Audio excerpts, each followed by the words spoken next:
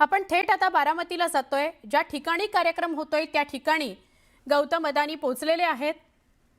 ही थेट दृश्य आपण बघतोय त्या कार्यक्रमाची। बारामतीत हा कार्यक्रम होतो आहे, त्याचं उद्घाटन, त्या कॉलेजचं, त्या महाविद्यालयाचं उद्घाटन गौतम अदानी यांच्या हस्ते होणार आहे। या कार्यक्रमाला गौतम अदानी सपत्नीक फॅमिलीसह आलेले आहेत। अजित पवार त्यांच्या पत्नी दिसतायत, शरद पवार आहेत, रोहित पवार आहेत, सुप्रिया सुळे आहेत, सगळे कुटुंबीय आपल्याला दिसतायत। अजित पवार यांच्या पत्नीनं सुनेत्रानं जागा करून दिली की तुम्ही आमच्या दोघांच्या मध्ये येऊन उभे राहा म्हणून, मात्र शरद पवार अजित पवारांच्या बाजूला उभे राहिलेले आहेत। कार्यक्रमाच्या ठिकाणची ही दृश्य आहेत, ही थेट दृश्य आपण बघतोय। गौतम अदानींच्या हस्ते महाविद्यालयाचं उद्घाटन होतं आहे।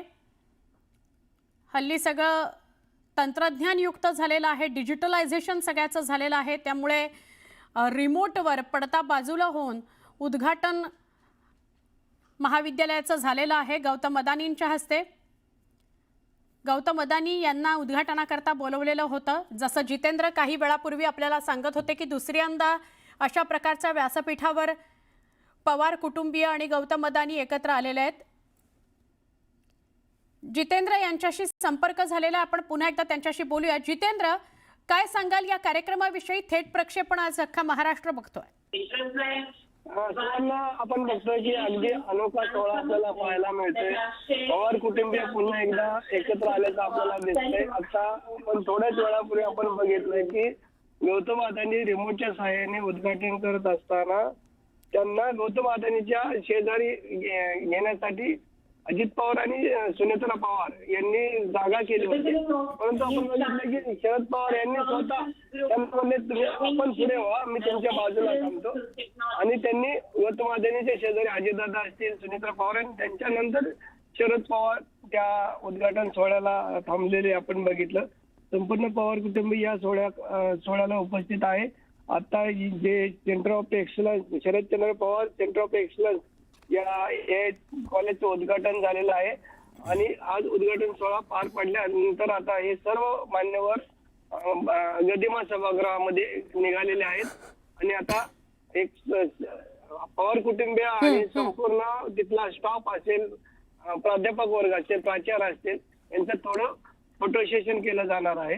आता सेंटर ऑफ एक्सलन्स जी कॉलेजची इमारत पाहण्यासाठी संपूर्ण अदानी ग्रुप असेल, पवार कुटुंबीय असतील, कॉलेजचे प्राचार्य असतील, किंवा आपण हे जे एआयचे जे प्रमुख आहेत ते गौतम अदानींना कॉलेजची माहिती देत आहेत, जेणेकरून एआय तंत्रज्ञान वापरल्यानंतर शेतकऱ्यांना कसा फायदा होणार आहे। आपण बघितले की शेतकऱ्यांना एआयचा वापर केल्यानंतर जे ऊसामध्ये 50 ते 60 टन एकरी उत्पादन घेतलं जात होतं, तेच उत्पादन आता एआयचं तंत्रज्ञान वापरल्यानंतर त्याचं एकरी उत्पादन 108 ते 110 टनापर्यंत गेलेलं आहे। पाण्याची बचत झालेलीच आहे, खतांची बचत झालेली आहे, शिवाय शेतकऱ्यांना दुप्पट उत्पादन त्या ठिकाणी मिळतंय, आणि त्या प्रमाणात आता ऊसावर संशोधन झाल्यानंतर केळी असेल किंवा इतर जी ह्याची पिके डाळिंब असेल, द्राक्ष असतील, याला वापर होतोय का, याचे देखील संशोधन आता एआयच्या माध्यमातून सुरू करण्यात आलेले आहे। मायक्रोसॉफ्टच्या मदत त्या ठिकाणी घेतली गेलेली आहे, जेणेकरून पिकांवर, पानांवर कुठल्या प्रकारचे रोग आल्यानंतर त्याला तात्काळ आळा कसा घालता येईल याचं नियंत्रण एआयच्या माध्यमातून होते। आणि आपण बघतोय आता सकाळ समूहाचे प्रथम